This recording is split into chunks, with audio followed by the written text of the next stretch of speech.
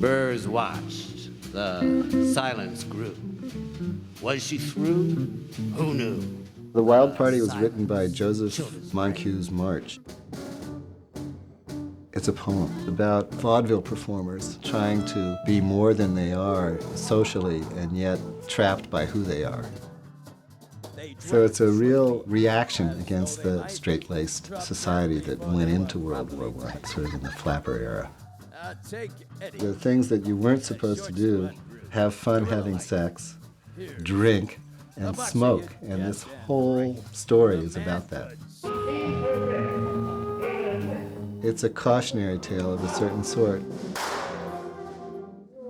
The appeal is not the characters, and it's not the arc that they go through. The appeal is the way they're described and the way they're portrayed. Gray eyes, lips like coals aglow. Her face was a tinted mask of snow.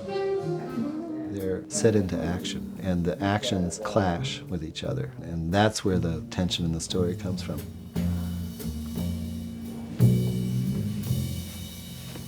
The shadow world is a world about fantasy more than about realism, and that there has to be some element of non-reality to make a shadow play real. Let's put some tape where we want the windows to be. What I began with after finishing in Xanadu was wanting to do something that was really part of the Western cinema tradition. I was thinking of doing film noir.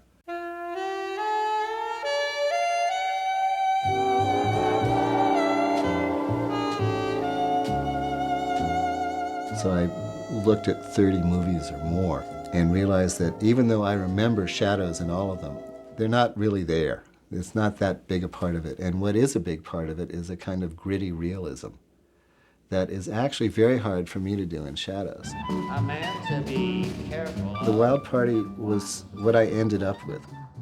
What's difficult about it from a theatrical point of view is that it's so confined. It takes place in one apartment, in one evening, in one party. The gang was there when midnight came.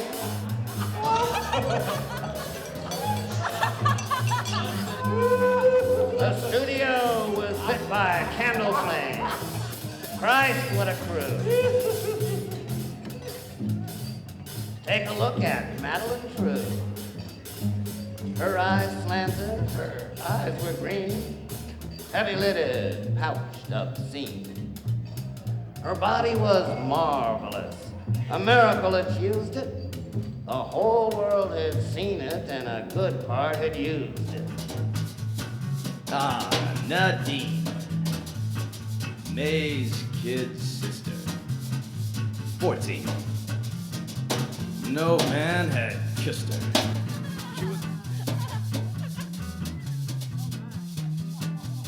And of course, Burrs, natty and gray, with a breath you could smell a yard away. Putting his better foot foremost and trying to be the perfect host. Well, what we can do is move this and put it in a different place and see how it looks. As these windows start to get smaller, the city's going to get bigger until we start heading down this and get to his big window. And you started zooming back from this. In this production of Wild Party, we wanted to bring a lot more visuals to it, a lot more close-ups, and make it a more cinematic experience. For the cityscape and party scenes, we were trying to think of ways of getting different perspectives or different point of view so that the audience can move different places and not just be stuck in a room watching two people. That was the idea of the building, was to bring everybody outside of the room and get a sense of movement and buildings and the architecture of the time. The steep, black neighboring walls shot up out of sight. Across the gulf, a window shone. Square, yellow, and they shrieked, "There's a fellow! There's a fellow! Cut out that noise! You bastard! And who the hell are you? My God, it's only 2:30. Pulling your neck! Go soak your head! Your key people awake! Shut up! So is your Uncle Jay. Just to get an idea of the size and if it's going to work in front of the light, sometimes you just have to start hacking away at things and make them happen.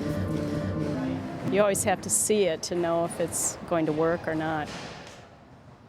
When I first saw Larry's work with The Tempest, that the scrim was going to go up and I was going to see incredible equipment backstage, lasers and computers and all kinds of, huge elaborate sets. And instead, it's these little people holding cut-out pieces of cardboard and flashlights. It is so homemade. Queenie, for instance, is wearing this negligee and some old hip band I bought, a long time ago, and some $5 shoes from Payless.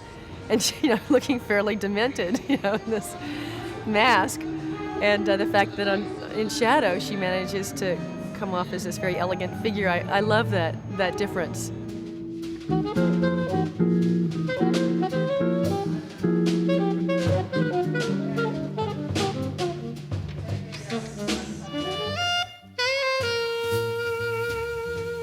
When Larry and I put this project together, it was based on a film noir concept. I had almost a Peter Gunn type style in my mind. The importance of the music is to help enhance any sort of moodiness and to allow things to happen. They floated dreamlike across the floor towards the bedroom door. I started with an idea that certain central characters would have their own theme. And they move through keys and through different tempos and become a bit intermeshed with the other characters as time goes through the overall piece. That goes back in movie history, even to the silent movies.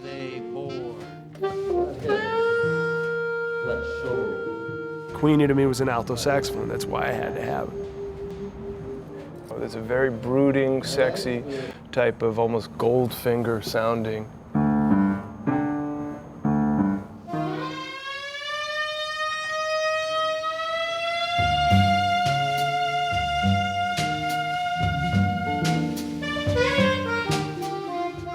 And a real wailing sound, real airy. It's as if she's entering the room and you get a feeling of her being there before she actually appears. Queenie, you're looking swell. Was Queenie? I'm feeling slick as hell. Queenie is somebody who's just over the hill and doesn't quite know it yet. And that's an interesting part of anybody's life, really. She lay stretched out on a crumpled bed, naked, slim arms above her head. Queenie is kind of a quintessential slut, but the way that you need to play Queenie is a queen. Queenie! He seized her arm, shook it. She may have been pleased, but she didn't look it. Queenie's definitely a sexual manipulator and is out to kind of use all of her power to kind of get what she wants. She was cold as ice all through it. She had him now, and she knew it. She covered his mouth with a kiss like flame, and he quivered, and he gasped. Oh, and he almost came. Now, swift as a snake, she shifted. Oh! She leapt up, fled with hard laughter. Bleeding at the mouth, he rushed after. You rotten bitch, I'll fix you yet. She grabbed a knife from the kitchenette and a brown bottle with a whiskey label, then fled swiftly round the table. You touch me and I'll kill you, you filthy bastard! The threat was banal, but her tone lent it a quality that showed she meant it. Come on, be a sport. Go on, cutie, drop the knife. Let's call it quits. I like my life. Yeah, I wouldn't choose it. And once and for all, I'll tell you what. The next time you call me a lazy slut, if I can find a knife, I'll damned well use it. So kick that idea around till you lose it. I was interested in keeping Queenie a strong and a little bit fearsome character so that she doesn't become a victim in the show. Just by little subtle things with her body stance or holding the knife, surprising him with a knife. So kick that idea around till you lose it. Little physicalities like that make her look like she's in control of the situation, even though she's letting Burrs have his way.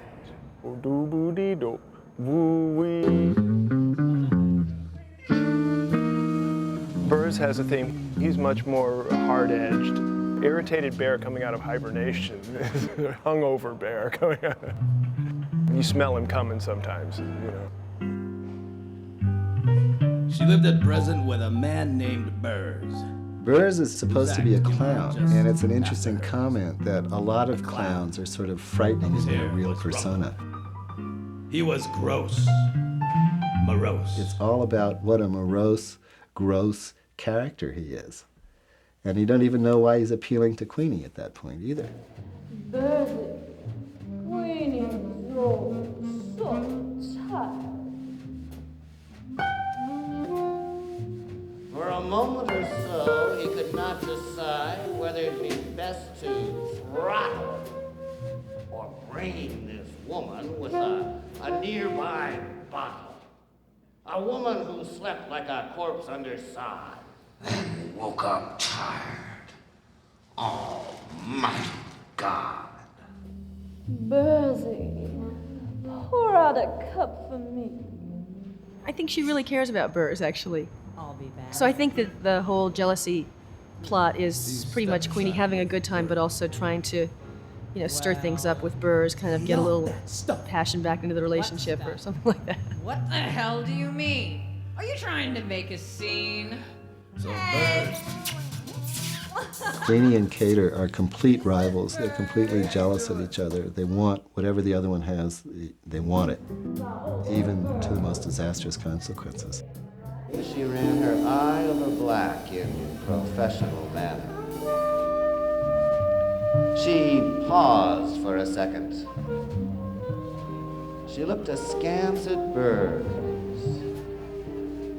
Again that odd, slight double nod. The spurs for Burrs. Is it a tragedy or comedy? Yes.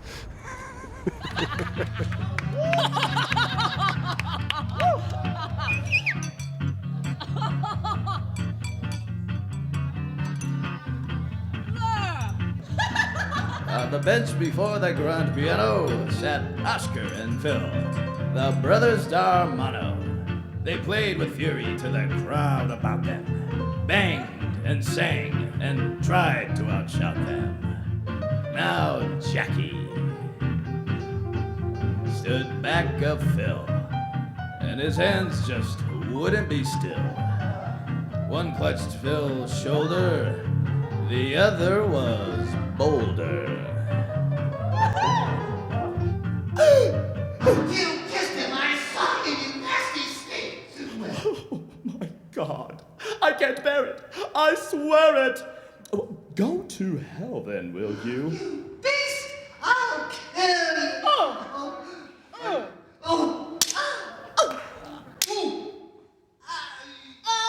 I'm working with jazz musicians, and I'm working with poetry, and I'm working with visual imagery, and it keeps changing, it keeps evolving.